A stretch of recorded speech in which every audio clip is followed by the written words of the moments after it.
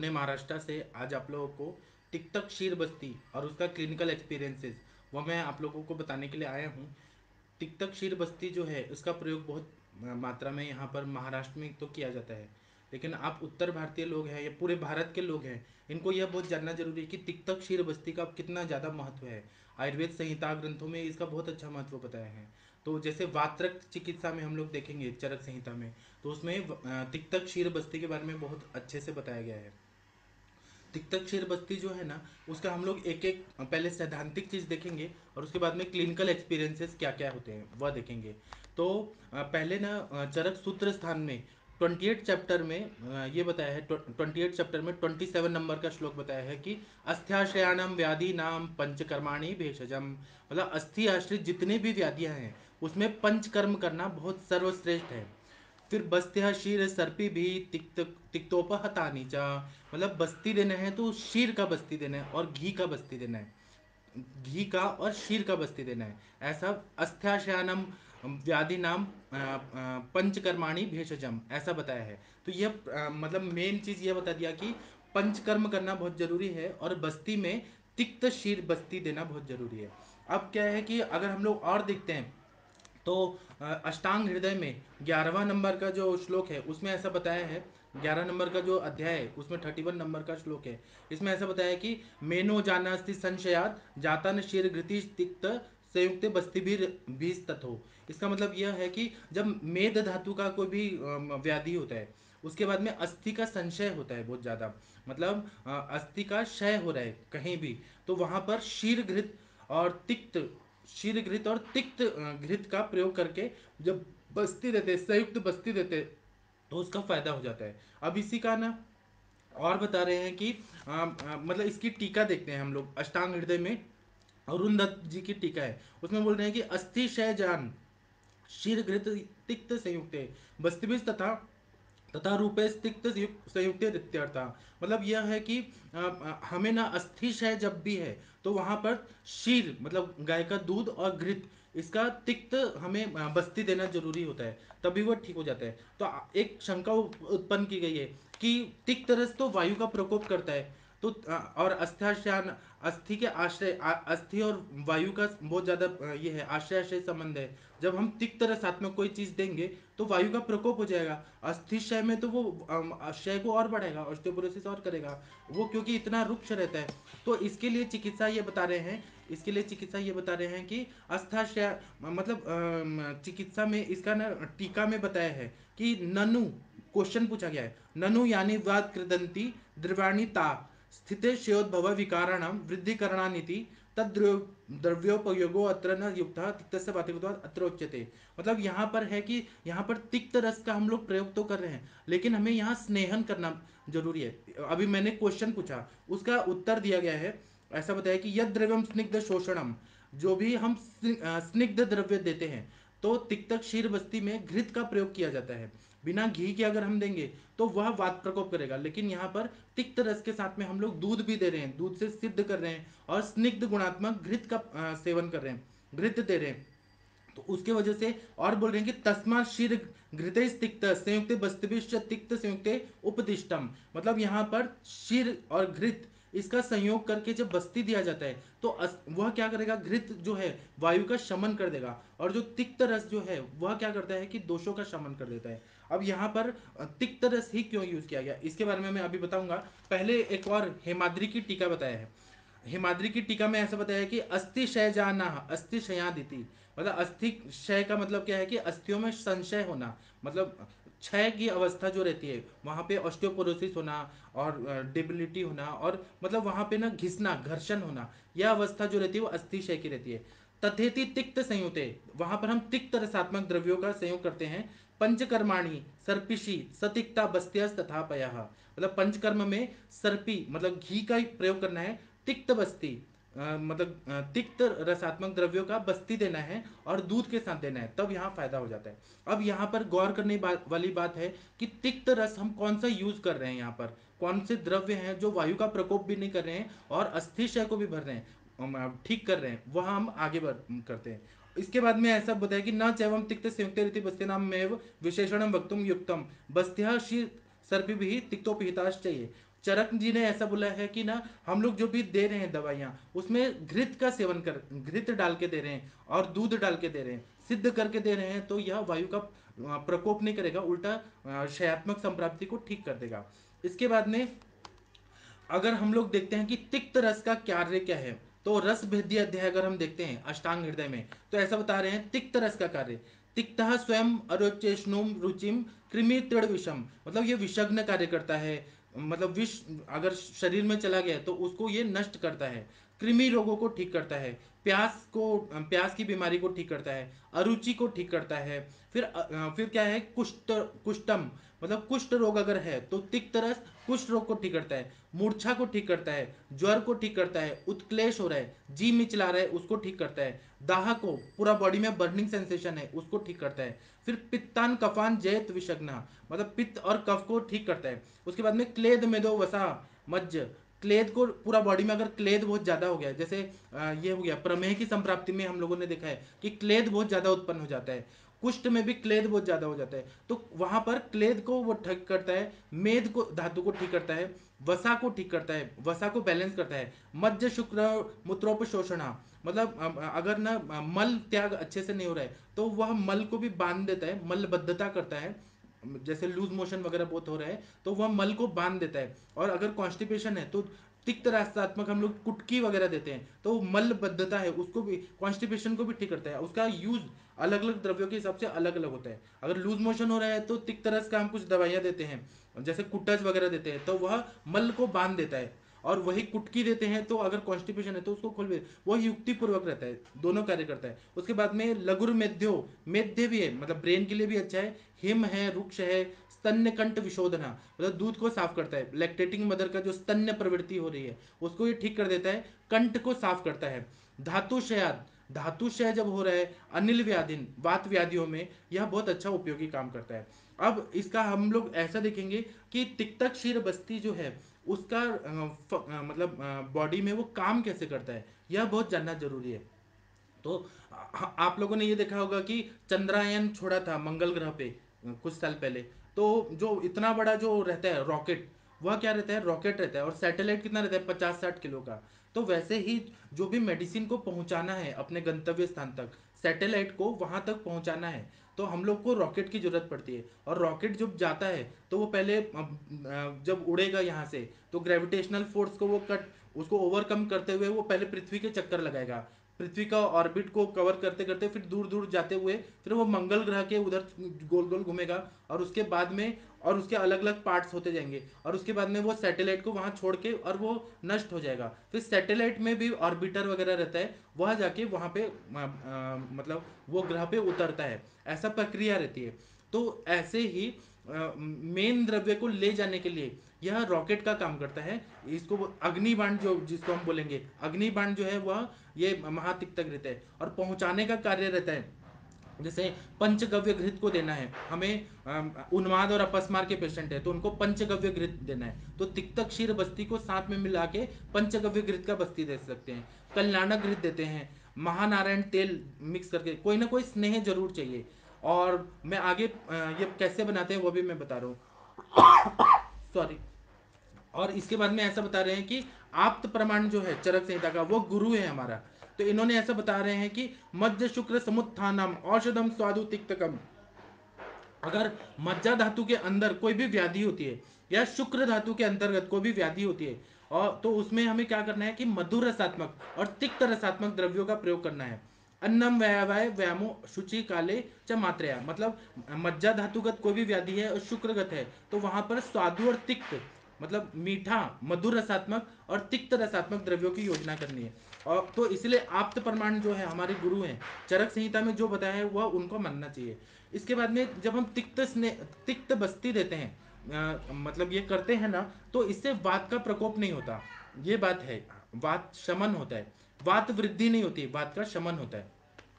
अब इसके बारे में अगर हम पंचतिक्त का देखें, पंचतिक्त क्या होता है, तो भाव प्रकाश के पूर्व खंड में देखते हैं, खंड नंबर दूसरा, श्लोक नंबर 60 से 194 तक देखने पे पता चलता है कि तिक्त द्रव्य बताए हैं सब। अथ तिक्त द्रव्याण वात, अथ तिक्त द्रव्याण निम, अमृता, मतलब नीम है, गुड़ुचि है, वृष पटोल निदग्धिका भी स्यात् पंचतिक्ता इति प्रतितो ग्रहणो अयम। इन्होंने पंचतिक्त बता दिया। लेकिन चिकित्सा में जब हम लोग लेते हैं तो तिक्त रस के कुछ अपवाद द्रव्य हैं। तिक्त रस वायु का प्रकोप करता है, लेकिन कुछ अपवाद द्रव्य हैं जिनका प्रयोग यहाँ महाराष्ट्र की परंपरा में है कि उनका प्रयोग हम लोग तिक्त क्षीर बस्ती में देते हैं। वह वायु का प्रकोप न करके वायु का शमन करने वाले द्रव्य हैं, इनका ही प्रयोग करते हैं। तो चरक संहिता में तिक्त स्कंद में बहुत सारी दवाइयां बताई हैं, लेकिन जो हम लोग यूज करते हैं, हमारे जो गुरु लोगों से हमने सीखा है वो मैं बता रहा हूँ। तो अपवाद द्रव्य यह है जो वायु का प्रकोप न करके, मतलब एग्जम्पशन है इनका। जैसे आप लोगों ने देखा होगा कि दाड़िम जो है, अनार, वो खट्टा होके भी पित्त का शमन करता है। आंवला है, वो खट्टा होके भी, अम्ल रसात्मक होके भी पित्त का शमन करता है। तो अम्ल रस का दो अपवाद द्रव्य हैं जो हम लोग एसिडिटी को ठीक करने के लिए करते हैं। उसी तरह से तिक्त रस वायु का प्रकोप करता है। हम लोगों ने वाग्भट में पहले से ही पढ़ा है कि तिक्त कटु कषाय वात प्रकोप करता है। लेकिन चार अपवाद द्रव्य हैं जो तिक्त रस होके भी वायु का शमन करते हैं और वायु के विकारों में बहुत उपयोगी रहते हैं। उसमें है पहला गुडुचि। तो हम लोग तिक्तक क्षीर बस्ती में गुडुचि डालते हैं। तो ये जीवनीय बताया है और वृश्य बताया है, मतलब शुक्र धातु अच्छा करता है। गुडुचि कटुका तिक्ता स्वादु पाका रसायनी संग्रहणी कषायुष्णा लघ्वी बल्लागी निदीपनी। ऐसे हम जब देखते जाते हैं तो जीवनीय है, जीवन देने का कार्य करता है, रक्त धातु को अच्छा करता है। और वृश्य है, मतलब शुक्र धातु को अच्छा करता है। उसके बाद में तिक्त पटोल देखते हैं, जो कड़वा परवल होता है वह वृश्य है। वह तिक्त रसात्मक होके भी यह शुक्र बढ़ाता है और वायु का शमन करता है। उसके बाद में यष्टि मधु देखेंगे। ज्येष्ठ मध जो है ना वो सभी गणों में है। इससे वात प्रकोप नहीं होकर वात शमन होता है। तो इसमें क्या है, यष्टि मधु हर गण में है। कहीं भी देखेंगे तो यष्टि मधु जरूर मिलेगा। तो कंठ गण में है, जीवनीय गण में है, संधानीय गण में है, वर्ण गण में है, कंडुग्न गण में है, मूत्र विरंजनीय गण में है। यष्टि मधु देखिए शोणी स्थापन गण में है, छर्दी निग्रहण गण में है, स्नेहोपग गण में है, वमनोपग गण में है, आस्थापनोपग गण में है। मतलब कंठ भी है, गले के लिए भी अच्छा होता है। अगर आपको गले में कुछ प्रॉब्लम हो रही है तो जस्ट मध का जो लकड़ी होता है उसको चूसिए, वो फायदा करेगा। खून की कमी है तो वो जीवनीय गण का काढ़ा दीजिए। मतलब यष्टि मधु का काढ़ा देंगे ना जीवनीय गण, जीवक ऋष्वक मेधा महामेधा काकोली शीर काकोली मुदगपर्णी माशपर्णी जीवंती यष्टि मधु। यष्टि मधु पता है तो जीवनीय गण का काढ़ा देंगे, आपका खून बढ़ेगा, रक्तम जीव इति स्थिति, रक्त धातु अच्छा हो जाएगा तो अपने आप आपका जीवन कार्य हो जाएगा। संधानीय गण में है, मतलब अगर बोन्स अगर कहीं टूट जाते हैं, फ्रैक्चर हो जाता है, तो हम लोग यष्टि मधु, संधानीय गण में और भी द्रव्य हैं, ये संधान करने वाले द्रव्यों का काढ़ा देते हैं तो जल्दी से जुड़ जाता है। मांसपेशियां भी जुड़ जाती हैं, अस्थियां भी जुड़ जाती हैं, संधानीय गण में है। उसी तरह से वर्ण गण में भी बताया, मतलब जो खूबसूरती लाता है, खून साफ करके भ्राजक पित्त पे काम करता है और शरीर को अच्छा गौर वर्ण का बनाता है। वर्ण गण जो है उसमें ये यष्टि मधु है। कंडुग्न है, किसी को खुजली आ रही है तो चरक संहिता में सूत्र स्थान में कंडुग्न गण बताया है जो खुजली को ठीक करता है। उसमें नीम है, खदीर है, बहुत सारी दवाइयां हैं, चंदन है वगैरह। तो उसमें जीवनीय मतलब यष्टि मधु जो है वह भी कंडुग्न है। सरसों का तेल भी, अगर किसी को खुजली आ रही है बहुत ज्यादा तो सरसों का तेल लगा दीजिए, वो ठीक कर देगा। उसी तरह से मूत्र विरंजनीय भी है, मूत्र को ना कलर लाता है। अगर पीला पेशाब हो रहा है, लाल पेशाब हो रहा है, मंजिष्ट में, काल में, नील में, ऐसे जैसे मूत्र हो रहा है तो मूत्र को कलर लाना, यह कार्य भी करने के लिए यष्टि मधु का प्रयोग करते हैं। शोणित स्थापन, अगर बहुत ज्यादा हैवी मेंसेस आ रहे हैं, मेंसेस रुक नहीं रहे तो शोणित स्थापन गण हम देते हैं तो मेंसेस को वो रोक देता है, कंट्रोल कर देता है। इसी तरह से रक्त पित्त में भी बहुत ज्यादा स्त्राव हो रहा है तो उसको भी रोकने का कार्य शोणित स्थापन गण करता है। तो यष्टि मधु उसमें भी है। छर्दी निग्रहण में देखेंगे तो अभी मुझे ना वैद्य नवीन जोशी सर बोले थे कि आप तो 3-3 लेक्चर लेते हैं, हर में आप हैं, चरक के लेक्चर में भी आप हैं। तो मैं यष्टि मधु हूँ, मतलब मैं चरक के भी लेक्चर लेता हूँ, योग का भी लेता हूँ, इंटरेक्टिव सेशन भी लेता हूँ। यष्टि मधु और मेरा एक जैसा है सब। तो छर्दी निग्रहण, मैं प्रैक्टिशनर भी हूँ और एकेडमिक में भी हूँ, मैं हर जगह हूँ। तो उसी तरह से छर्दी निग्रहण, अगर उल्टी को रोकना है तो छर्दी निग्रहण गण बताए, उसमें भी यष्टि मधु है। स्नेहोपग, अगर स्नेहन हम लोग कुछ कर रहे हैं, घृत पान करा रहे हैं, उसमें यष्टि मधु डाल के पिलाया जाता है तो वो स्नेह मतलब स्नेहन प्रक्रिया को वो हेल्प करता है। स्नेहोपग गण में भी है। वमनोपग, उल्टी कराने के जो सपोर्ट करता है। मदन फल तो वामक द्रव्य है, लेकिन ये वमनोपग है, वमन करने में उपयोगी रहता है, इसलिए वमनोपग गण में भी है। आस्थापनोपग, आस्थापन बस्ती को वो अच्छे से काम कराने में जो हेल्प करता है वो यष्टि मधु उसमें भी है। तो ये यष्टि मधु सभी गणों में ज्यादातर एक दो तीन चार पाँच छः सात आठ नौ 10 11, 11 गण में एक ही दवाई है, यष्टि मधु। इतना ना और कोई दवाइयाँ नहीं है जितना यष्टि मधु है, इसका उपयोग बहुत ज़्यादा हो जाता है। उसी तरह से चौथा द्रव्य है किरात तिक्त। किरात तिक्त जो है वो तिक्त कटु शीत होता है, मतलब तिक्त रसात्मक भी है, कटु रसात्मक भी है, शीत वीर्यात्मक भी है। और यह तिक्त होके भी पौष्टिक बताया, शरीर की पुष्टि करता है। चिरायता जो रहता है ना वो इतना फायदेमंद रहता है, इसलिए तिक्तक क्षीर बस्ती में डाला है। और तिक्तक क्षीर बस्ती में गुड़ूची का सबसे ज्यादा महत्व है। गुड़ूची है, तिक्त पटोल है, यष्टि मधु है, किरातिक्त, ये चार चीज याद रखिए। और भी तिक्तक क्षीर बस्ती का प्रयोग और भी ग्रंथों के हिसाब से अलग अलग लोग करते हैं, लेकिन जो हम लोग महाराष्ट्र के परंपरा में करते हैं, यह बात आप लोग को शायद कोई बताएगा भी नहीं, मतलब इतना अच्छे से खुल के कोई एक्सप्लेन भी नहीं करेगा जितना मैं आप लोग को बता रहा हूँ। तो यह ना शोथग्न है, कहीं भी बॉडी में स्वेलिंग आता है ना, तो किरातिक्त का हम चूर्ण देते हैं तो शोथ को वो ठीक करता है। फिर मल निस्सारक है, मल को साफ करता है। फिर रक्त और मांस का, और ये दाहग्न है, रक्त रक्त को भी ये अगर पित्त बढ़ा हुआ है, रक्त में दाह हो रहा है, बहुत ज़्यादा बर्निंग हो रहा है, उसको ठीक करता है। मांस में भी दाह हो रहा है, बर्निंग हो रहा है, उसको भी ठीक करता है। फिर रोगग्न में देखेंगे तो ज्वर और शोथ, मतलब ज्वरग्न भी है और शोथग्न भी है। आजकल आप लोग प्रैक्टिस में देखेंगे तो जिनकी 10 साल 12 साल की प्रैक्टिस हो गई है, वो सारे प्रैक्टिशनर लोगों से आप देखेंगे मिलेंगे, तो वो लोग क्या बोलेंगे मालूम है, कि हमारे पास तो ज्वर, मतलब ऐसे व्याधि वाले पेशेंट आते हैं जिनको पहले पूर्ववृत्त में कभी ना कभी बुखार हो गया है, बुखार होने के बाद ही उन्होंने क्रोसिन वगैरह खाया, और फिर वो संप्राप्ति भंग नहीं हुई, आम संचिति हुई, उसके बाद में वह व्याधि होके आमवत हो गया, किसी को विसर्प हो गया, किसी को वात्रक्त हो गया, पर उनको ज्वर जरूर था पहले। ये आप लोग देखेंगे हिस्ट्री में, या पहले शोथ हुआ था, पूरा बॉडी में शोथ हुआ था, कहीं इंजुरी हो गई थी, या अपने आप सर्वांग शोथ हुआ था, उसकी दवाइयाँ खाई एलोपैथी की, आयुर्वेद की, और वो पूरी तरह से ठीक नहीं हुआ, और उसके बाद में व्याधियाँ हुई। ऐसा ना आप लोग को हिस्ट्री में जरूर मिलेगा। तो यह ज्वर को भी, जो पुराना हो गया है उसको भी किरातिक्त काम करके ठीक करता है। और शोध हुआ है पहले पहले के इतिहास में, और संप्राप्ति सेलुलर लेवल से बड़े लेवल तक आई है, तो सेलुलर लेवल तक ठीक करने का काम किरातिक्त करता है, इसीलिए इसको डाला गया है।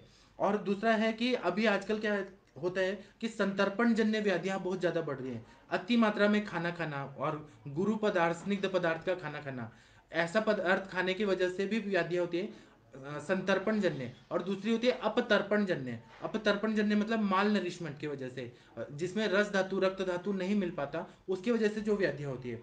और फिर हम लोग क्या करते हैं कि यह तो व्याधियों का एक चेक करने का एक पैमाना है। दूसरा, दुष्यम देशम कालम प्रकृतिम अनलम वया, देश विकार भी करते हैं, देश का भी विचार करते हैं। जैसे कि पुणे है, पुणे में अगर सदाशिवपेट के एरिया में लोग जाएंगे देखेंगे, तो वहाँ के लोग घृतपान बहुत ज़्यादा करते हैं। उनको जो व्याधियाँ होती है वो अलग तरह की होती है, या फिर नहीं होती क्योंकि घृतपान करते हैं। अगर वो कस्बा पेट में जाएंगे तो वहाँ व्याधियाँ अलग होंगी, वहाँ का खान पान, उनका पानी वगैरह रहन सहन अलग है।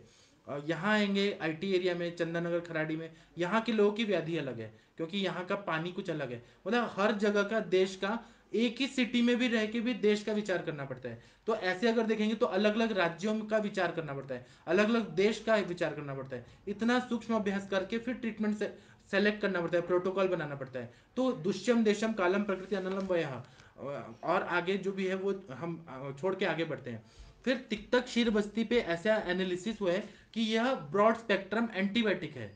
ब्रॉड स्पेक्ट्रम एंटीबायोटिक जो एलोपैथी का कॉन्सेप्ट है, वही कॉन्सेप्ट मैंने यहाँ पे डाला है। मैंने नहीं डाला, हमारे गुरु लोगों ने डाला है, कि कोई भी तरह का, जैसे 3 दोष हैं हमारे, 7 धातु हैं, उपधातु हैं, 3 मल हैं, इनके जितने भी विकार हैं और जितने भी इनमें इन्फेक्शन होते हैं, इनमें जो भी बीमारियां होती हैं, यह सभी की इसकी व्यापकता है। तीनों मलों की भी व्याधि हो रही है, जैसे पुरुष का व्याधि हो रहा है, मूत्र का व्याधि हो रहा है, स्वेद का व्याधि हो रहा है, उसमें भी यह काम करता है। इसलिए इसको बोला है, मतलब दोष धातु malamulam, हर चीज की व्याधियों में तिक्तक क्षीर बस्ती का प्रयोग कर दिया जाए, बहुत अच्छा फायदा करता है। हम लोग तो केवल ये देखते हैं कि अस्थि क्षय में, ज्वाइंट पेन में, ये सब, लेकिन ग्रंथों में बताया है कि ये सभी में काम करता है। इसलिए इसको ब्रॉड स्पेक्ट्रम एंटीबायोटिक आयुर्वेद का ऐसा मानते हैं। मैं ज्यादातर बोलता हूँ कि एकेटी दीजिए, अमृता गुगुल, कैशर गुगुल, त्रिफला गुगुल, ओरली देने को बोलता हूँ हर तरह के शोथ में। लेकिन बस्ती में तिक्तक क्षीर बस्ती है, वह सबसे ज्यादा एंटीबायोटिक है, इसलिए ब्रॉड स्पेक्ट्रम एंटीबायोटिक। अब तिक्त रस के बारे में ऐसा बता रहे हैं कि तिक्तो रसः स्वयं, नहीं ये मैंने बता दिया, ये रिपीट हो रहा है। यह फिर सूत्र स्थान में बताया है इसी के बारे में, तिक्त रस के बारे में। तिक्तम कटुच भूयिष्ठम वृषम वात कोपनम त्रेते अमृता पटोलेभ्याम शुंठी कृष्णो रसोन्नता। तिक्तम कटु द्रव्यम च प्रायण वृषम वात कृच। अब ये बता रहे हैं कि तिक्त रस जो रहता है ना वो वात प्रकोप करता है, ये चार द्रव्यों को छोड़ के। तिक्तम कटुच भूयिष्ठम वृषम वात कोपनम तिक्त त्रते अमृता पटोलेभ्यम शुंठी कृष्ण रसोन्नता। तिक्तम द्रव्यम कटु च प्रायण वृषम वातकृत च गुड़ुच्चादीन हित्वा। मतलब ये बता रहे हैं कि तिक्त द्रव्य जो रहते हैं वह प्राय अवृश्य रहते हैं, शुक्र का नाश करते हैं और वायु का प्रकोप करते हैं। लेकिन गुडुचि जो है वह अपवादात्मक है, वह वृक्ष है, शुक्र बढ़ाती है। इसलिए यहाँ पर तिक्तक शिर, मैंने जो भी बताया ना पूरा एनालिसिस किया है पूरे ग्रंथों का, और उसके बाद में मैंने ये सब बताया। इसके बाद में और बता रहे हैं कि तिक्त कटु रयोपवाद माह तिक्तम कटु चेती अमृता पटोलीभ्याम विना तिक्तम अवृश्यम वातलम च तद्वत शुंठ्यादिन विना कटुकम। मतलब इन्होंने यह बताया, शुंठी शुंठी का प्रयोग पहले श्लोक में भी आया, इधर भी आया। ऐसा बता रहे हैं कि कटु रसात्मक, जिस तरह से हम तिक्त रसात्मक का बात कर रहे हैं कि गुडुचि है, फिर तिक्त पटोल है, और फिर किरात तिक्त है, यह तिक्त रसात्मक होके भी शुक्र बढ़ाता है। उसी तरह से शुंठी जो है, सोंठ, वो कटु रस का है, मतलब तीखा है, तब भी वो शुक्र बढ़ाता है। वही दूसरे जो आपने लाल मिर्ची बहुत ज्यादा खाया, लाल मिर्ची पाउडर खाया, तो वो शुक्र का क्षय करेगा, वह अवृश्य है। तो इन्होंने ये बताया है कि शुंठी है, यह भी कटु रस होके भी वृक्ष है, मतलब शुक्र बढ़ाता है। इसी तरह से कृष्णा, पिपली, पिपली है, लहसुन है, यह शुक्र बढ़ाता है। लहसुन मतलब रसोन, रसोन जो है वो शुक्र बढ़ाने वाला है, शुक्र का क्षय नहीं करता। अमृता है, गुडुचि है, वह वृक्ष है, शुक्र बढ़ाती है। अब इसके बाद में हम लोग क्षीर पाक विधि में आते हैं। तो शारंगधर संहिता में मध्यम खंड में बताया है कि क्षीरम अष्टगुणम द्रव्यात क्षीरा क्षीरम चतुर्गुणम क्षीरान्निरम चतुर्गुणम क्षीरावशेषम तत्पीतम शूलमादोद्भवन जयत। इसका मतलब यह है कि मैं सिंपल सिंपल चीज बताता हूँ कि क्या इन्होंने बोला है कि क्षीर जो है वो 8 गुना लेना है, फिर पानी लेना है और उसको बॉईल करना है, 1/4 करना है, और क्षीर पाक विधि बताना है। मैं सिंपल सिंपल प्रैक्टिकल बताता हूँ कि हमें क्या करना है कि ये जो चार द्रव्य है, गुडुचि का यवकुट चूर्ण ले लिया हमने, फिर उस जो यवकुट चूर्ण ले लिया, तिक्त पटोल का यवकुट चूर्ण ले लिया, यष्टि मधु का ले लिया, किरात तिक्त का ले लिया। इनको 15 ग्राम की मात्रा में हमने ले लिया, 15 ग्राम चूर्ण ले लिया, और 120 ml दूध ले लिया, और 60 या 70 ml तक पानी ले लिया, इसको बॉईल किया। बॉईल करते करते पानी पूरा उड़ जाना चाहिए, तो फिर क्या हो जाएगा, 120 ml तक बच जाएगा, या 100 ml तक ये शीर पाक बन जाएगा। तो इसमें फिर हमें घृत डालना है, घृत या तेल का बस्ती मिक्स करके डालना है। तो इमल्सिफिकेशन पूरा कर देना चाहिए, क्योंकि पानी और तेल कभी मिलते नहीं है, पानी और घृत मिलता नहीं है, इमल्सिफिकेशन हो जाता है उसमें। आप लोगों ने पढ़ा होगा साइंस में कि इमल्सिफिकेशन होता है। तो घृत डाल देना है या तेल डाल देना है। वह कितना डालना है, तो 20 ml तक महातिक्त घृत डाल दीजिए, महानारायण तेल डाल दीजिए, जो भी आपको शीर वाला तेल डाल दीजिए। वह जो भी स्नेह है वो 20 ml डालना है, अगर मात्रा बस्ती के रूप में बताना है तो। और तिक्तक जो शीर पाक बना है वो 100 ml, तो 100 ml और ये हमारा स्नेह द्रव्य, ये दोनों मिला के 120 ml तक हो गया। इसको मिक्स करके बस्ती देना है। इसके बाद में इसका ऐसा बताया है कि कोष्ण बस्ती ही देना है, थोड़ा लुकवार्म ही होना चाहिए। हम नहीं तो अगर हमने ठंडा दे दिया तो बस्ती का व्यापत हो जाएगा, मतलब बस्ती के कॉम्प्लिकेशन हो जाएंगे। फिर यह जो तिक्तक क्षीर बस्ती है ना, इसका कोई काल नियमन नहीं है, मतलब कभी भी दे सकते हैं, सुबह खाने के पहले भी दे सकते हैं, सुबह खाने के बाद भी दे सकते हैं, कोई भी एज ग्रुप में दे सकते हैं, छोटे बच्चों को भी दे सकते हैं, वृद्धों को भी दे सकते हैं, गर्भिणी को भी दे सकते हैं, सुकुमार लोग को भी दे सकते हैं। और मात्रा जो है ये नॉर्मल रहती है, मतलब 120 ml तक रहती है, इसको कम भी किया जा सकता है, पेशेंट टू पेशेंट डिपेंड करता है। फिर इसके बाद इसका काल बंधन नहीं है कि इसी टाइम पे देना है। फिर उसके बाद में प्रत्यागमन अपेक्षित नहीं है, कि जैसे नॉर्मली हम बस्ती देते हैं तो उसका प्रत्यागमन होता है कि वह वापस आता है 6 घंटा 12 घंटा के बीच में बाहर आता है। लेकिन तिक्तक क्षीर बस्ती है वो 100% एब्जॉर्ब हो जाता है, 100% एब्जॉर्ब हो जाता है, तो इसका इफेक्ट भी ऐसा आता है। फिर कुछ कुछ व्याधियां हैं जिसमें बहुत अच्छा मुझे रिजल्ट मिला है, वह मैं आप लोगों से शेयर करता हूँ। तो मेरे पास ना एक पेशेंट आई थी जो 70 साल की थी, और उनको ना जीर्ण ज्वर था। जीर्ण ज्वर था तो इसका मतलब हम लोग कैसे बोलते हैं कि त्रिसप्तते दिने वेत्ति ज्वरे, ऐसा जीर्ण ज्वर बताते हैं, मतलब 3 सप्ताह खत्म हो गया तो 21 डेज खत्म हो गया तो उसके बाद में जीर्ण ज्वर होता है, ऐसा हम लोग कॉमनली ऐसा माना जाता है। लेकिन वह पेशेंट को ना 8 साल से जीर्ण ज्वर था। तो उनको ना वो सारा फाइल वगैरह लेके आए थे हम मेरे पास कि इतना सारा हमने टेस्ट किया, इतना दवाई लिया, हमको फ़ायदा नहीं हो रहा है, और हल्का हल्का बुखार आता है, हड्डियों का बुखार आता है। तो ये 2004 की बात है। तो मैंने उनका पूरा, मैंने कहा कि मैं फाइल कल पढ़ूंगा, आप मेरे से जो जो मैं पूछ रहा हूँ वो बताइए। तो ऐसा पता चला कि जीर्ण ज्वर का इतिहास है। तो मैंने उनको क्या किया कि तिक्तक शीर बस्ती का पूरा द्रव्य बनाया, और उसमें महातिक्तक घृत जो है वह डाल दिया। तिक्त रस आम का पचन करेगा, क्योंकि आम बहुत ज़्यादा हो गया था, और रुक्ष तेज बहुत ज़्यादा बढ़ गया था। यह सोच के मैंने उनको दे दिया। तो वो पेशेंट का ना पूरी तरह से 3-4 महीने लगे, पूरी तरह से जीर्ण ज्वर ठीक हो गया, और वह पेशेंट को फिर कभी नहीं हुआ ये चीज़। उस तो इसीलिए ऐसा बताया है, अगर चरक संहिता में चिकित्सा स्थान में देखेंगे, तीसरा जो अध्याय है ज्वर चिकित्सा, उसमें 239 श्लोक है। जीर्ण ज्वरनम सर्वेशम पया प्रशमनम परम। हम लोग चरक संहिता पढ़ते हैं ना, उसका एप्लीकेशन करना भी जरूरी है। तो जीर्ण ज्वर में दूध सबसे श्रेष्ठ बताया है। पेयम तदुष्ण शीतम यथासोम भैषजे श्रितम। तिक्तक क्षीर बस्ती में क्या है, शीर है, मतलब दूध डाला हुआ है, और यह जीर्ण ज्वर में चिकित्सा बताया है। उसी तरह से एक और बताया कि उसमें तिक्त रसात्मक द्रव्य बताए, तो पटोलिरिष्ट पत्राणि सोशुर चतुरंगुला हिरवेरोहिणी तिक्ता स्वदर्शा मदनानि च स्थिराबला च तत्सर्वे पयस्यो अर्धके श्रितम। पयस्या मतलब दूध बताया है। दूध का प्रयोग यहाँ पे बताया है। दूध का काढ़ा बना के या दूध का शीर पाक बना के यहाँ बस्ती देने के लिए बताया। फिर उसके बाद में मैंने तिक्तक शीर बस्ती देते रहा। इंटरनल मेडिसिन में मैंने अमृतारिष्ट वगैरह दिया, तो बहुत अच्छा फायदा हुआ। ऐसे केसेस जब आते हैं ना, चैलेंजिंग केसेस, तो डेयर एंड एक्ट करना चाहिए, डेयरिंग करना चाहिए, और फिर एक्शन लेना चाहिए, और ऐसा सोचना चाहिए कि देखेंगे क्या होता है। मैं उस टाइम 2005 में तो एकदम नया था, मेरी 3 साल की ही प्रैक्टिस हुई थी, लेकिन मैंने डेयर किया कि मैं करूंगा, देखते हैं क्या होता है। या तो मैं फेल होऊंगा या मैं जीतूंगा, और अगर जीतूंगा तो मैं आगे बढ़ूंगा, अगर फेल होऊंगा तो मैं और सीखूंगा। यह सोच के मैंने ट्रीटमेंट दिया। पेशेंट को जो ठीक हुआ, आज तक वो प्रॉब्लम नहीं हुआ। इसी तरह से आजकल के प्रैक्टिस में संदिग्ध वाद के बहुत ज़्यादा पेशेंट आते हैं। तो एक 25 साल का पेशेंट आई थी, तो उनको ना ऑस्टियोआर्थराइटिस हो गया था।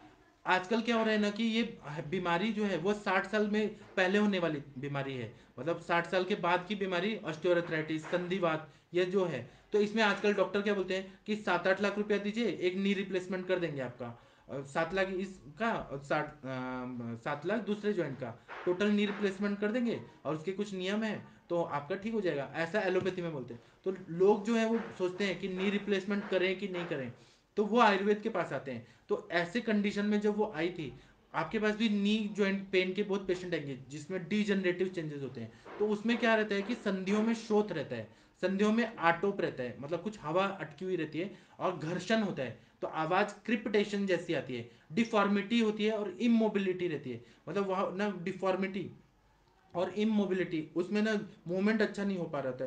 तो वो लोग ऑर्थोपेडिक सर्जन बोलते हैं कि वंगन कम हो गया है, तो इसीलिए ना हम यहाँ पर क्या करेंगे, हम आपको टोटल नी रिप्लेसमेंट करेंगे।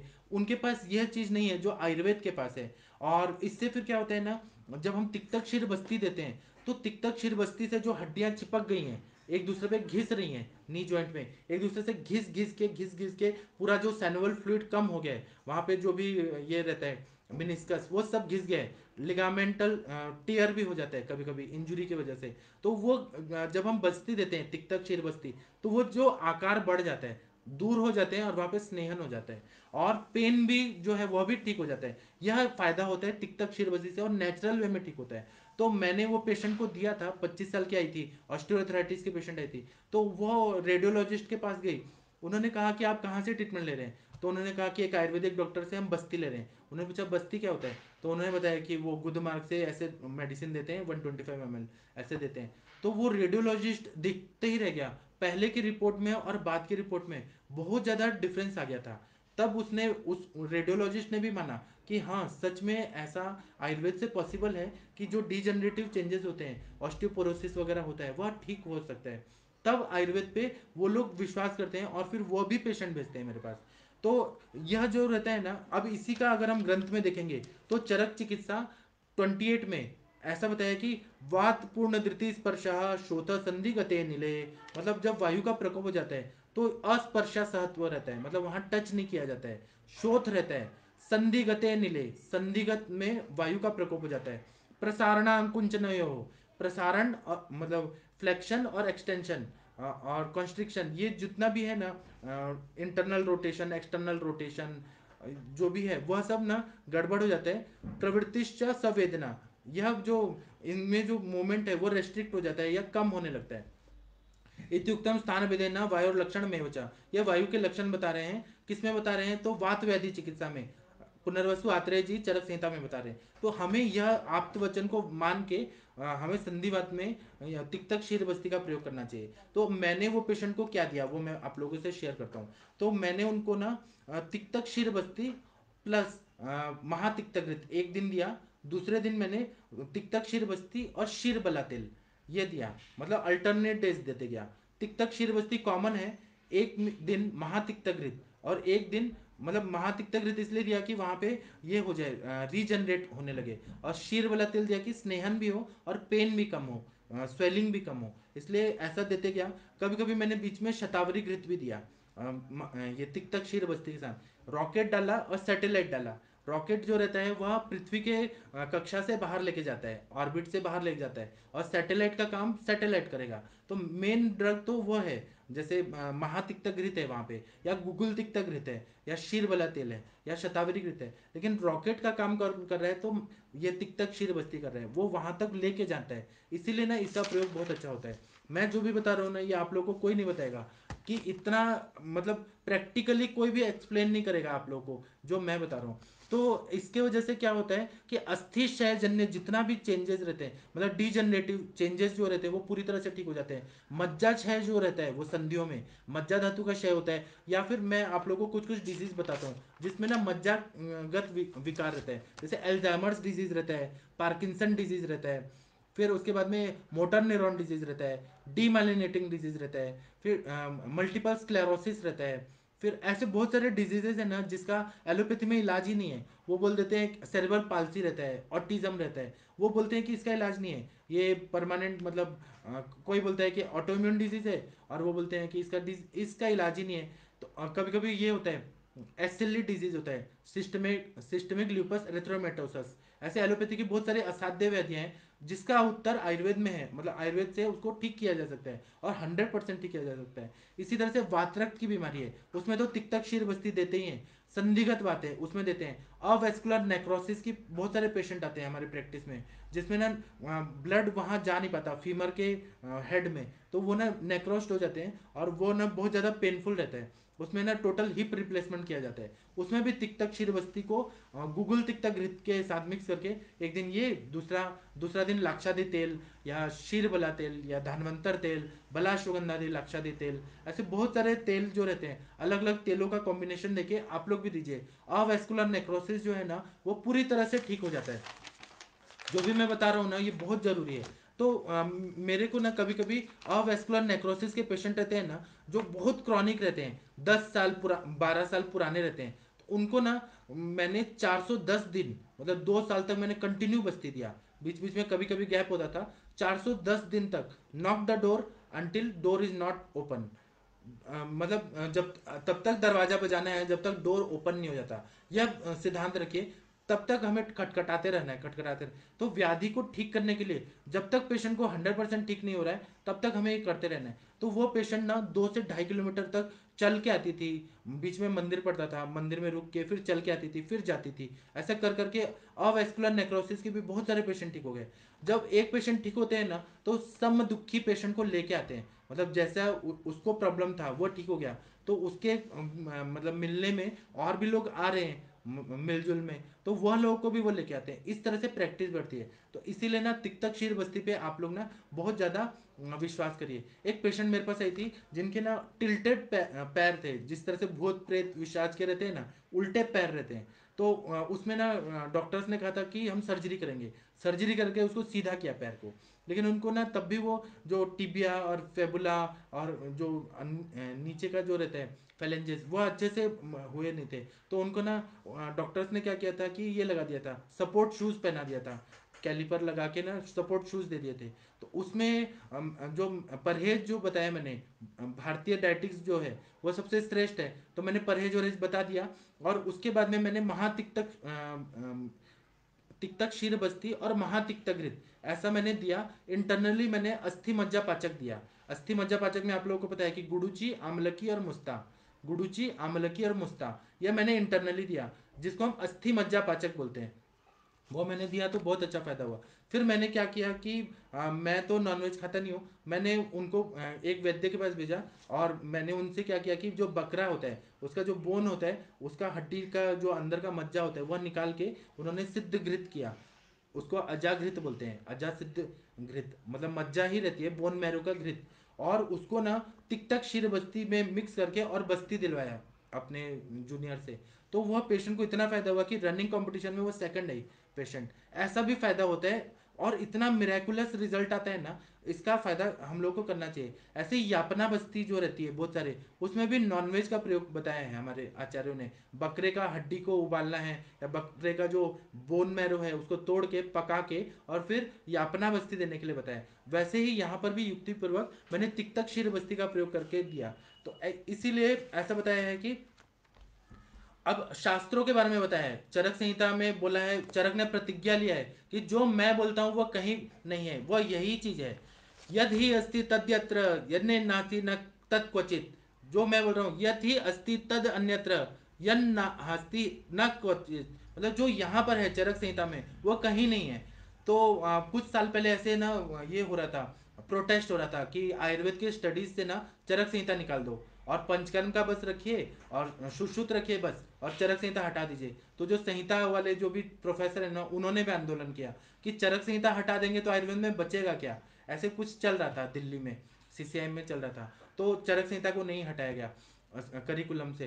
तो चरक संहिता में जो भी चीज बताया है ना, जो चरक ने प्रतिज्ञा की है कि जो मैं बोलता हूँ वह यही है, तो जब चरक बोल रहे हैं, इतने दिव्य ऋषि बोल रहे हैं, तो हमें उन पे विश्वास क्यों नहीं करना चाहिए। जो आप थे, हमारे गुरु जी हैं, हमें उन पे विश्वास करके हमको चिकित्सा में इंप्लीमेंट करना है। इसी तरह से ऐसा बता रहे हैं, अष्टांग हृदय उत्तर स्थान में बता रहे हैं, इदम आगम सिद्धत्वाद प्रत्यक्ष फल दर्शनाथ। जो भी आगम जो है, मतलब ये जो आप तो लोगों ने बताया है, वह प्रत्यक्ष फल दर्शनाथ, प्रत्यक्ष उन्होंने प्रैक्टिकली देखा है, किया है।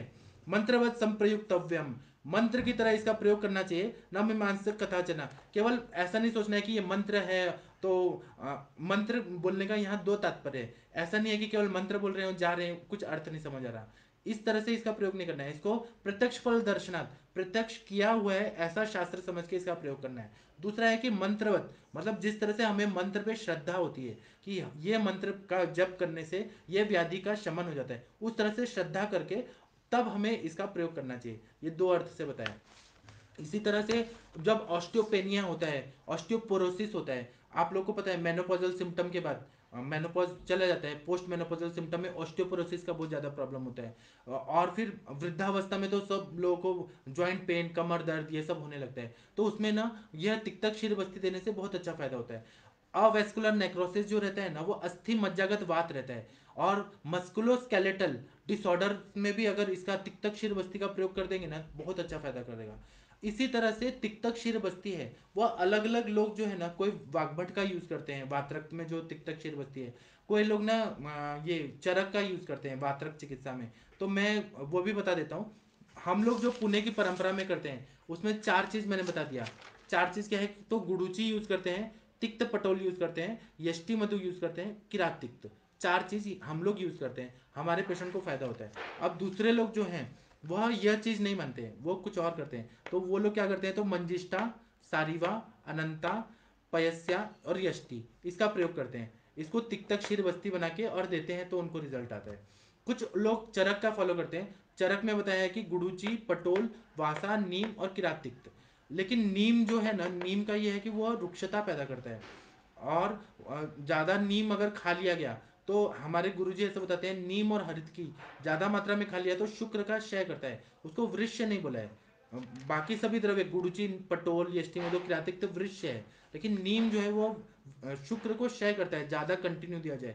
अगर आपके पास पेशेंट ज़्यादा दिन तक देना है बस्ती, तो नीम मत डालिए। अगर थोड़े दिन डालना है तो आप डाल सकते हैं। तो चरक संहिता में नीम डाला हुआ है। तो यह देखिए आपको ड्यूरेशन के हिसाब से, ड्यूरेशन के हिसाब से नीम डालना है कि नहीं डालना वह सोचिए। और कभी कभी क्या होता है, असेप्टिक नेक्रोसिस, ऑस्टियोनेक्रोसिस, ऐसे कंडीशंस आ जाते हैं, उसमें भी तिक्तक शीरबस्ती का बहुत अच्छा फायदा होता है।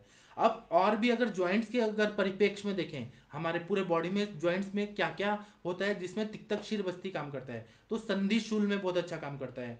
फिर मतलब pain in joints, joint pain अगर रहता है कोई भी तरह का और क्रॉनिक रहेगा, सीवियर रहेगा, उसमें तिक्तक शीरबस्ती कोई मेन द्रव्यों के साथ में रॉकेट और सैटेलाइट ऐसे छोड़ के हमने दे दिया और उड़ा दिया तो वो अपने गंतव्य तक लेके जाएगा। तो मेन द्रव्य शीर वाला तेल डाल दीजिए, महानारायण तेल डाल दीजिए, वेदना शामक कोई भी द्रव्य डालिए और यह तिक्तक शीर बस्ती के साथ में दीजिए तो ज़्यादा इफेक्ट आएगा।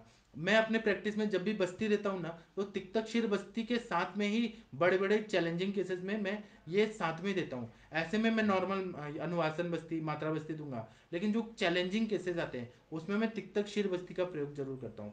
इसी तरह से संधि शोष हो गया, मतलब संधियाँ सूखने लगी बहुत ज़्यादा, उसमें भी तिक्तक क्षीरबस्ती का प्रयोग करते हैं। इसी तरह से स्वेलिंग हो गया, संधियों में शोथ हो गया, स्वेलिंग बहुत ज़्यादा है, उसमें भी तिक्तक क्षीरबस्ती का प्रयोग करते हैं। उसी तरह से टेंडरनेस हो गया, स्पर्शा सहत्व है, स्पर्श सहन नहीं हो रहा है, इतना ज़्यादा पेन है, तो उसमें भी। और यह सब आम बात की कंडीशन नहीं है, आम बात में ये सब नहीं देना है, आम बात में आम का पचन करना है। जब हमें ये देखना है उपस्तंभित वायु, निरुपस्तंभित वायु, उपस्तंभित वायु जब रहती है तब आम बात का संप्राप्ति रहता है, अप समतर्पण जन्य व्याधि रहती है, उसमें हमें आम का चिकित्सा करना है। निरामावस्था में जब संधि शूल है, संधि वही आम पच गया है, उस अवस्था में भी हम लोग इसको दे सकते हैं। या फिर नॉर्मल ऑस्टियोपोरोसिस है, ऑस्टियो अर्थराइटिस है, उसमें भी दे सकते हैं। तो टेंडरनेस है अगर ऑस्टियो अर्थराइटिस में तब भी देना है।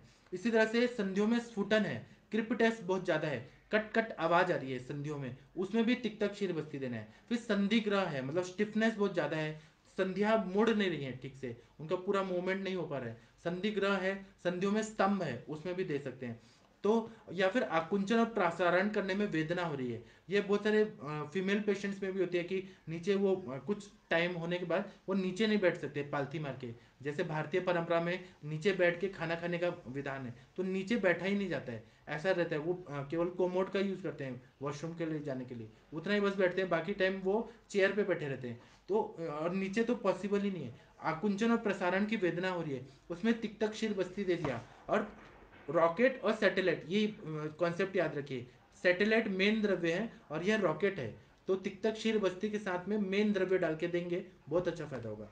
अभी मैं अपना लेक्चर बंद करता हूँ, बताने के लिए तो बहुत है लेकिन मैं थक गया हूँ।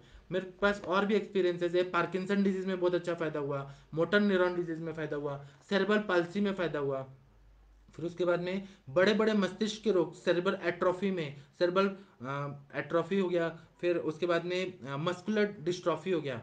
अब कोई कोई पूछता है कि डकनेस मस्कुलर डिस्ट्रॉफी में क्या है, तो तिक्तक शीर बस्ती कभी यूज किया है क्या?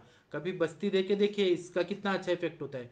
लोग को करना ही नहीं है, बस ये पूछना है कि इसका इलाज बताइए, फायदा नहीं हो रहा है, ऐसे बुराई करते हैं। आप लोग देखो तो देखिए कितना अच्छा फायदा होता है। फिर इसी तरह से पोलियोमाइलिटिस में भी पूरी तरह से ठीक होगा उतना तो हम नहीं कह सकते, क्लेम नहीं कर सकते, लेकिन पोलियोमाइलिटिस में इसका देने से बहुत अच्छा फायदा होता है। इसका प्रयोग आप लोग पोलियोमाइलिटिस में करिए। इसी तरह से एट्रोफिक चेंजेस आते हैं किडनीज में, जब किडनी श्रिंक होने लगती है, जैसे कि क्रॉनिक रीनल फेलियर सीआरएफ में किडनीज ना श्रिंक हो रही है, उसमें भी तिक्तक क्षीर बस्ती का प्रयोग करिए।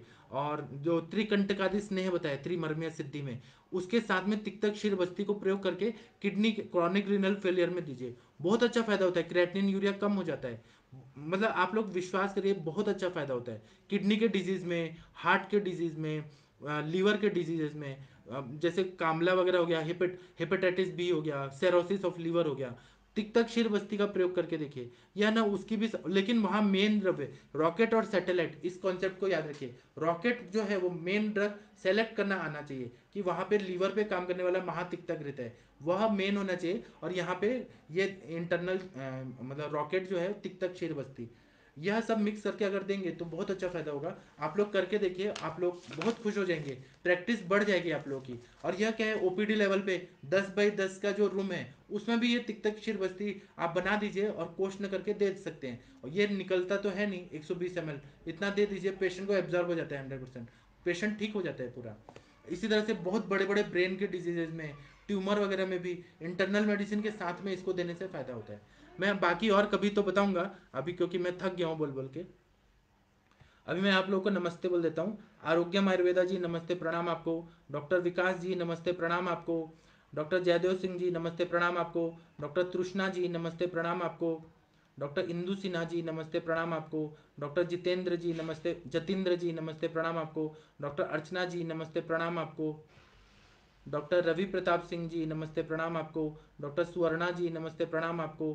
डॉक्टर दर्शना जी नमस्ते प्रणाम आपको। डॉक्टर सोनम जी नमस्ते प्रणाम आपको। डॉक्टर कैलाश जी नमस्ते प्रणाम आपको। डॉक्टर रितिका बाली जी नमस्ते प्रणाम आपको। डॉक्टर वरुण कुमार जी नमस्ते प्रणाम आपको। डॉक्टर वैशाली जी नमस्ते प्रणाम आपको। डॉक्टर देवभूमि आयुर्वेदा जी नमस्ते प्रणाम आपको। डॉक्टर सुषमा जी नमस्ते प्रणाम आपको। डॉक्टर शर्मा जी नमस्ते प्रणाम आपको। डॉक्टर ओम प्रकाश तिवारी जी नमस्ते प्रणाम आपको। डॉक्टर विनय मित्तल जी नमस्ते प्रणाम आपको। डॉक्टर रजनीश शर्मा जी नमस्ते प्रणाम आपको। डॉक्टर वैशाली गोरे जी नमस्ते प्रणाम आपको। डॉक्टर अजीत सिंह जी नमस्ते प्रणाम आपको। डॉक्टर अजीत सिंह जी, आप ना अभी इंटरेक्टिव सेशन में आइए। इंटरेक्टिव सेशन में ये केस पे डिस्कस करेंगे अच्छे से, तो हम बात करेंगे वहाँ। सेरेब्रल पाल्सी का जो है ना केस, वहाँ डिस्कस करते हैं। डॉक्टर विजू जी नमस्ते प्रणाम आपको। डॉक्टर गरिमा गुप्ता जी नमस्ते प्रणाम आपको। डॉक्टर आलोक शर्मा जी नमस्ते प्रणाम आपको। डॉक्टर पावना श्री जी नमस्ते प्रणाम आपको। डॉक्टर दिनेश पटेल जी नमस्ते प्रणाम आपको। डॉक्टर योगेश महाजन जी नमस्ते प्रणाम आपको। कुणाल जी बोल रहे हैं कि चरण दिखाओ सर, आज वहां पर प्रणाम करना है मैंने। Thank you, thank you. आप दिल से हमें प्रणाम करिए और आगे बढ़िए, बस हम यह चाहते हैं। धन्वंतरी भगवान को प्रणाम करिए। डॉक्टर विजय पाल सिंह जी नमस्ते प्रणाम आपको।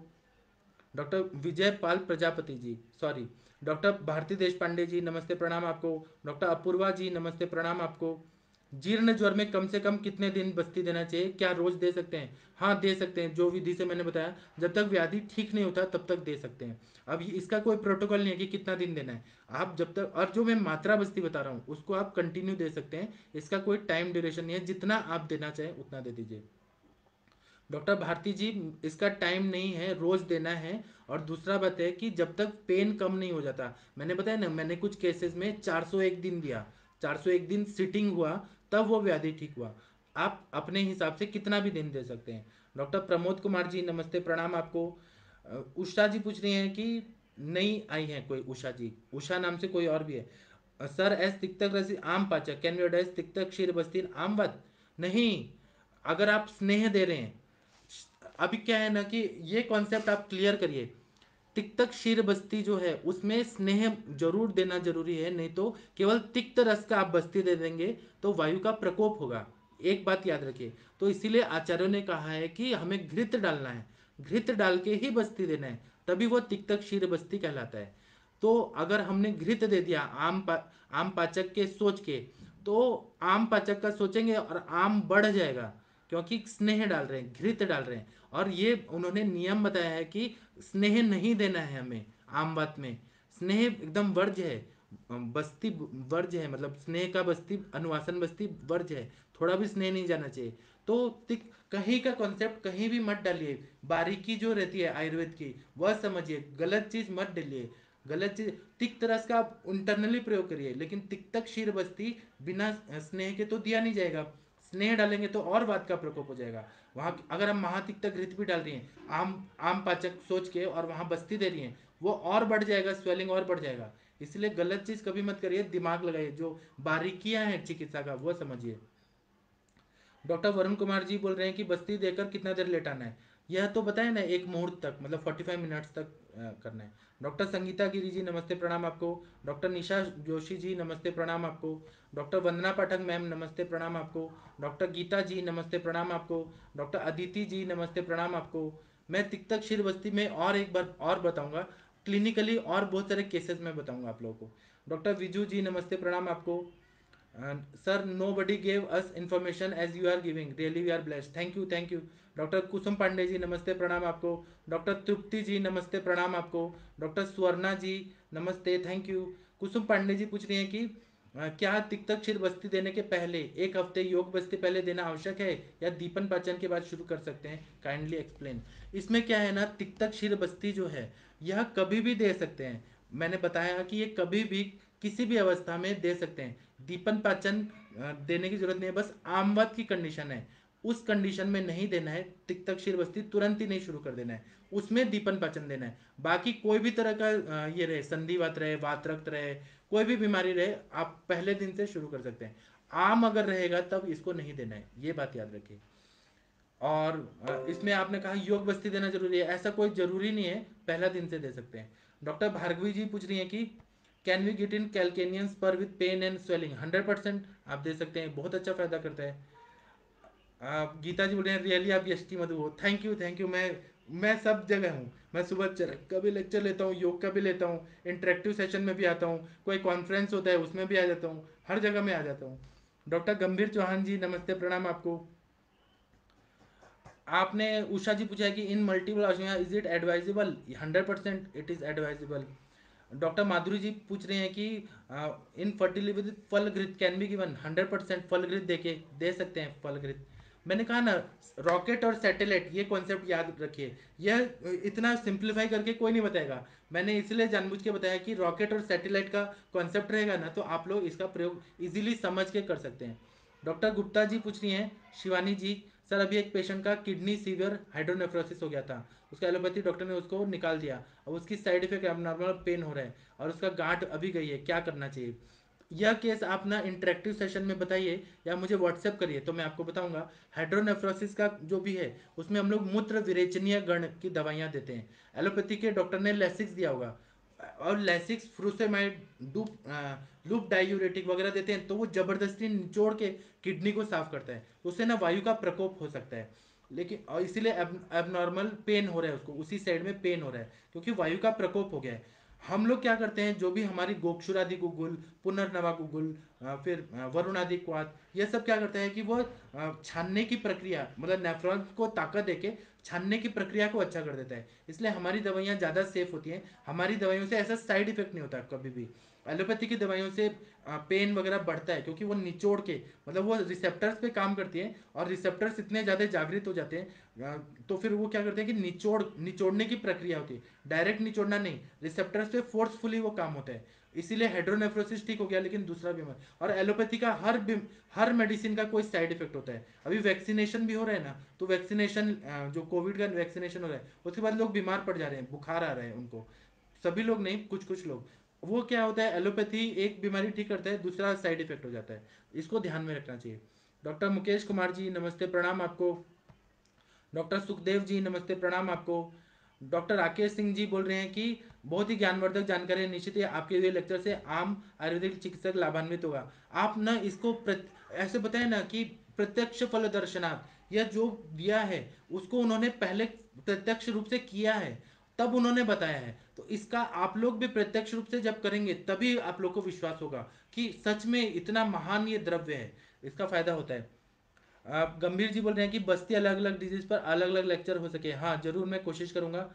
और ये वैशाली जी पूछ रहे हैं कि दूध और मासरस घृत को मिक्स करके भी तिक्तक शीर बस्ती दे सकते हैं ऑस्टियोआर्थराइटिस में? हाँ बराबर है, ये अपना बस्ती में तो ऐसा करते हैं, दूध मासरस वगैरह सब देते हैं, जबकि इंटरनली हम जब लेते हैं तो दूध और मटन यह विरुद्ध अन्न है, लेकिन जब हम बस्ती में दे रहे हैं तो वहाँ पे जाठराग्नि की क्रिया नहीं हो रही है, वहाँ शोष्य माने वहनी है, कटु अवस्था पाक हो रहा है, वहाँ पे हम लोग जब यापना बस्ती में देते हैं तो फायदा होता है। डॉक्टर बालकृष्णा जी नमस्ते प्रणाम आपको।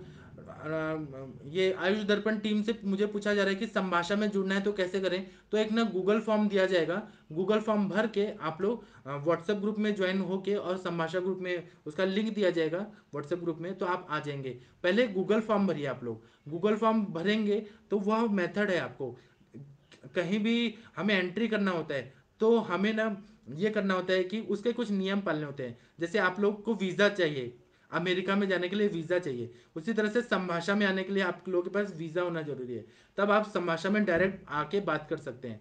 तो वीज़ा के लिए आप लोगों को गूगल फॉर्म भरेंगे तभी वीज़ा, अभी वीज़ा बनाना है तो हमें फॉर्म भरना पड़ता है, फिर मिलता है हमें सारा ऑफिशियल वीज़ा मिलता है, पासपोर्ट मिलता है, उसी तरह से हमें अमेरिका में घुसना है, वही चीज़ मैं रिपीट कर रहा हूँ, आप लोग गूगल फॉर्म भरिए तो आ जाएंगे।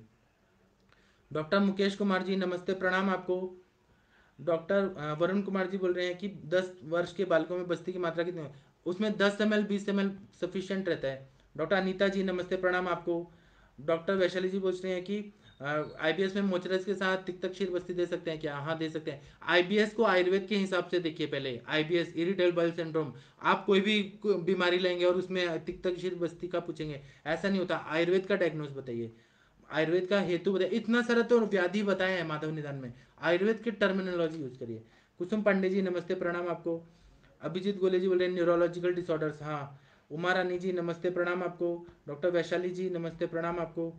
अभी मैं पूरी तरह से थक गया हूँ, मैं अपना नंबर देता हूँ और आप लोग ना अभी इंटरेक्टिव सेशन में आ जाइए 8:30 बजे। तो हम लोग ना वहाँ डिस्कस करेंगे, केसेस का डिस्कशन होता है, सभी वैद्य लोगों का अनुभव होता है और वह चीज़ ज़्यादा सीखने के लिए होता है। मैं बीमार भी रहता हूँ तब भी मैं वो जरूर सुनता हूँ, क्योंकि वहाँ इतने अच्छे अच्छे लोग आते हैं ना। अनीता जी आती हैं, डॉक्टर अनीता वशिष्ठ जी एनसीआर में प्रैक्टिस करती हैं, मालूम है क्या? अनीता जी आती हैं, डॉक्टर वंदना पाठक मैडम आती हैं, वाह इतने इतने बड़े बड़े लोग आते हैं ना कि क्या बताएं। फिर उसके बाद में उषा जी आती हैं वहाँ से, गुजरात से आती हैं। उसके बाद में सरोज जी आती हैं, इतने बड़े बड़े आशा जी आती हैं, अरे बड़े बड़े लोग हैं सब लोग। तो आप लोग चाहते हैं ना कि आप लोग का ज्ञान वृद्धि हो। फिर वहाँ से शशिकांत जी आते हैं कर्नाटक से, कोई हैदराबाद से आते हैं, कोई दीप्ति जी आती है ठाणे से, मुंबई से आती हैं, कोई कहाँ से लोग आते हैं, इतने विद्वान लोग जुड़ते हैं। आप लोग भी इंटरेक्टिव सेशन में आइए, हम आप लोग को भी परिचय होगा वैद्य लोगों से, बहुत अच्छा फायदा होगा। तो मैं अपना सेशन अभी ये बंद करता हूँ। आप लोग तिक्तक शीर बस्ती का क्लिनिकल प्रैक्टिस में प्रयोग करिए और हम लोग को भी बताइए, डेटा कलेक्ट करिए कि तिक्तक शीर बस्ती देने से कितने सारे व्याधियाँ ठीक हुई। आप लोग ऐसा करेंगे, मुझे ऐसा शुभकामना देता हूँ। और आप लोग का प्रैक्टिस बढ़ेगा। और चिकित्सक नास्ति निष्फला, चिकित्सा कभी निष्फल नहीं होती है। क्वचित अर्था क्वचित मैत्री क्वचित पुण्य, मतलब अलग अलग चीज का प्राप्ति होता है। तो आप लोग जरूर आइएगा। सभी लोग को प्रणाम, नमस्ते।